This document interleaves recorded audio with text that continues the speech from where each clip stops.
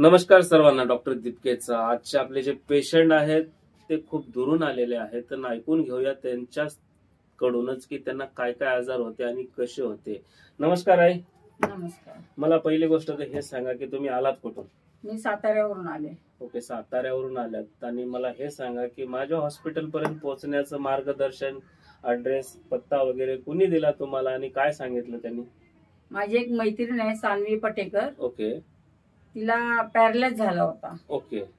तेव्हा ती डॉक्टर सुरेश दिपके यांच्याकडे आली आणि त्याच्यावरती इलाज केला. ओके. तर ती 100% बरी झाली. ओके.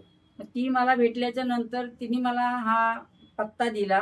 ओके. बोलली की तू डॉक्टर सुरेश दिपकेंकडे जा आणि तुझा काही प्रॉब्लेम असेल तो सांग, तू 100% बरी होशील.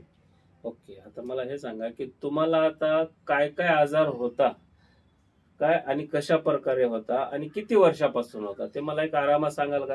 हो.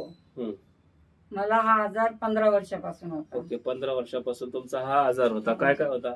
मला आमवात आहे. ओके, तुम्हाला आंबवत होता. हो, मला पूर्ण बॉडी मध्ये पेन होता.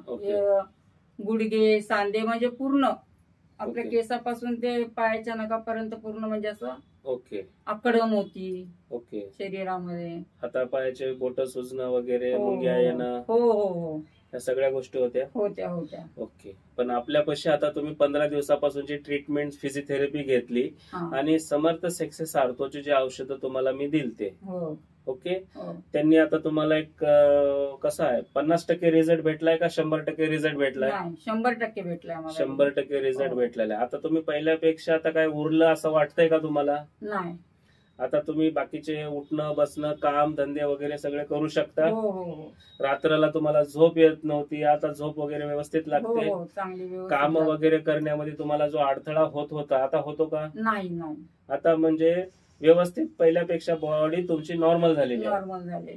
म्हणजे औषध आणि फिजिओथेरपीनं तुम्हाला 100% रिझल्ट भेटलाय असं मानू शकतो आपण? हो, मानू शकतो. ओके, धन्यवाद. तुम्ही साताऱ्याहून इथं येऊन मुंबईमध्ये ट्रीटमेंट घेतली, त्याच्याबद्दल मी एक तुम्हाला धन्यवाद बोलू शकतो. आणि गोरगरिबांना मला हेच सांगायचं आहे की आपल्या हॉस्पिटलमध्ये गरीबातला गरीब जरी पेशंट आला तर कन्सल्टिंग फी नाहीये, चेकअप फीस नाहीये. आपल्याकडे मशिनरी आहेत, त्या मशीनचं जरी आपण चेकअप केलं तर त्याची पण फीस नाहीये.